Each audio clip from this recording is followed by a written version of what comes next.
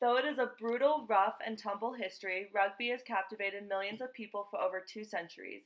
Its rough and physical playstyle has drawn in young children and adults alike. Rugby has even evolved into several separate and independent sports like American gridiron football, Australian football, and rugby league. Although initially confusing to people familiar with sports such as soccer or football, rugby has a simple framework of rules. We will cover them quickly so that you can watch a game online or on TV and understand what is happening on the field. One rule vital to the game that you won't find in any rulebook is known as the rule of the Sir. Throughout the course of the game, it is important that you get on the referee's good side in hopes of shifting calls in your team's favor. One easy way to do this? Always call the referee Sir. There are 3 refs similar to what you would find in soccer. A center ref whose main job is to track the remaining time, watch for penalties, and keep the game clean. Additionally, there are 2 touch judges that mark the progress of the ball on the field, as well as marking where the ball goes out of bounds. The official length of the field is 100 meters. A rugby ball is about 3 times the size of a football and weighs about the same as a soccer ball. At any given time, there are 30 players on the field. However, there are some variations depending on what style you are playing, but for our purposes, a total of 30, 15 on each side. Every game is a total of 80 minutes, and the full 80 minutes will always be played. Additionally, once a player is substituted, he or she may not return to the game except for in special instances. Once the ball is in play, it cannot be passed forward. However, it can be kicked forward or ran forward by one of the players. Therefore, if one of the players does throw a ball, or if the ball is hit forward, the last player to touch the ball will be awarded a penalty. While there aren't any rules regarding who can carry or kick the ball, there are some players who are more likely to do so, while others will fulfill a different role. When it comes to tackling, any player who has the ball in their possession is fair game. That being said, there are some basic rules that, if broken, will indicate a penalty. Tackles can only take place in the field of play. Once a player tackles another, he or she must immediately get up and step away from the play, allowing the tackled player to get up as well. When tackling someone, you must attempt to wrap your arms completely around the player, and the tackle itself must be anywhere below the shoulders.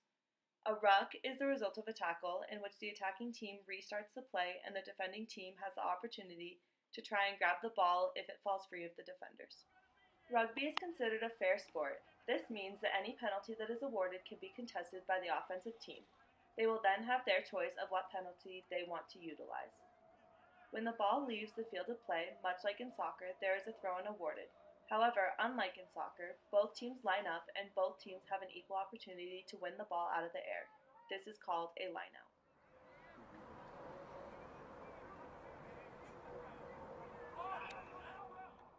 A scrum is a way for the ball to be returned to play after a minor penalty.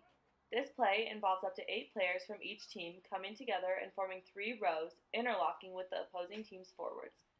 The players forming the interlocking group is known as a pack or the forward pack. Oftentimes, a scrum appears as a bunch of pushing. Some of the more serious penalties will result in a turnover of possession with no potential for a contest.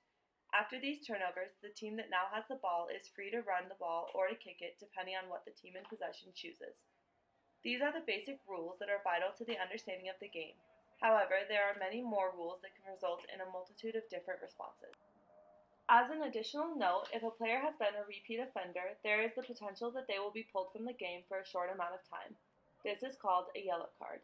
In extreme cases, a player may be awarded a red card in which they will be ejected from the game and his or her team will be forced to play a man down. There are 3 different ways that you can score in rugby. The first is by running the ball into the try zone. The try zone is the equivalent to the end zone in a football field. It begins at the post and extends to the end of the field.